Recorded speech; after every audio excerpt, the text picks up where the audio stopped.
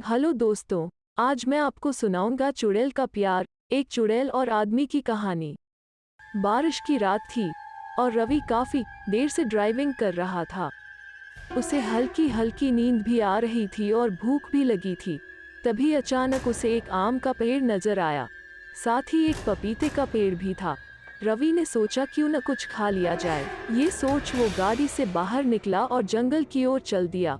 पेड़ पास ही था, पर रवि जितना करीब पेड़ के जाता पेड़ उतना ही दूर नजर आता। काफी देर चलने के बाद जब रवि ने पीछे मुड़कर देखा तो न सड़क नजर आई और न ही उसकी कार। सब गायब हो चुका था और अब बस पेड़ ही पेड़ नजर आ रहे थे। रवि बुरी तरह परेशान हो गया और तेजी से भागने लगा, पर कोई भी तरकीब काम नहीं आई और अब वो बुरी तरह से फंस चुका था। न रात का पता चल रहा था न दिन का, बस एक खामोशी थी जो रवि को खाए जा रही थी। तभी पायल की आवाज से पूरा जंगल गूंज उठा। पहले तो रवि घबरा गया, पर सामने से आती एक लड़की को देख उसकी सांस में सांस आए। रवि भी उसकी ओर बढ़ चला। वो एक बहुत ही खूबसूरत और नेक लड़की दिख रही थी, पर हर गुलाब पर कांटे होते हैं। रवि ने उससे जंगल से बाहर निकलने का रास्ता पूछा, पर उस लड़की को हिंदी नहीं आती थी।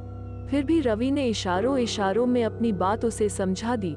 उस लड़की ने अपना नाम निया बताया और साथ ही उसे जंगल से निकलने में मदद भी करने का भरोसा दिलाया। निया आगे आगे और रवि पीछे पीछे चलते रहे।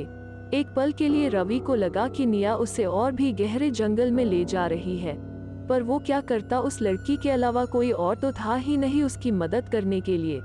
तभी निया के पैर में एक कांटा चुभ गया और वो दर्द से चिल्लाने लगी।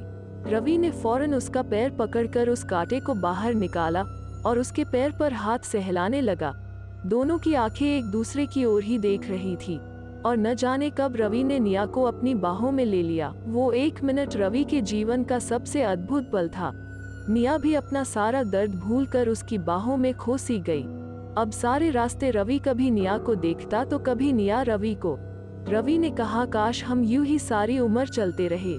ये सुनकर निया के चेहरे पर एक मुस्कान सी बिखर गई। हाँ, वो कुछ समझी या न समझ पाए ये तो कहना मुश्किल है, पर प्यार की कोई जमा नहीं होती। तभी रवि ने आगे बढ़कर निया का हाथ धीरे से पकड़ लिया। अब दोनों के हाथ एक दूसरे के हाथों में थे, पर शर्म के मारे वो एक दूसरे को देख नहीं पा रहे थे। रास्ता कब मंजिल बन गया दोनों को पता भी नहीं चला। सामने एक गांव था, पर रवि के चेहरे पर उतनी खुशी नहीं थी। रवि ने निया से इशारों में पूछा कि तुम यहाँ रहती हो। निया ने अपना सर हिला दिया। तभी रवि ने कुछ लोगों को अपनी ओर आते देखा। रवि ने जोर से आवाज लगाई और पीछे मुड़कर कहा, निया, वो लोग आ रहे हैं।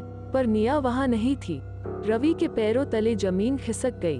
आखिर निया चली कहाँ गई? गांव वाले तब तक आ चुके थे। उन्होंने कहा, बेटा तुम ठीक तो हो? रवि ने कहा, आपको हिंदी आती है? और गांव वाले ने अपना सर हिला दिया। उन्होंने रवि से पूछा, तुम जिंदा कैसे बच गए? रवि कुछ समझ नहीं पाया और फिर गांव वालों ने उसे कुछ ऐसी बात बताई कि वो एक पेड़ से जा लगा और उसके नीचे बैठ गया। साहब जी, इस जंगल से कोई भी आज तक जिंदा नहीं लौटा। न जाने कब से वहाँ लोग गायब हो रहे हैं। वो जंगल एक चुड़ैल का घर है जो लोगों को फांच कर गहरे जंगल में ले जाती है और मार कर खून चूस लेती है। रवि को अब कुछ समझ नहीं आ रहा था। उसने गांव वालों से निया नाम की लड़की के बारे में भी पूछा, पर उस नाम की लड़की उस गांव में तो क्या दूसरे गांवों में भी नहीं थी। एक गहरी उदासी के साथ रवि गांव वालों के साथ चला गया। उन्होंने रवि को उसकी गाड़ी के पास छोड़ दिया। तभी रवि ने उस आम के पेड़ को देखा और एक आश में वो फिर उस पेड़ के पास गया, पर इस बार पहले जैसा कुछ नहीं हुआ। तभी उसकी नजर पेड़ के नीचे पड़ी। वहाँ आम से भरा एक टोकरा था। रवि की आंखों से न जाने क्यों आंसू छलक उठे।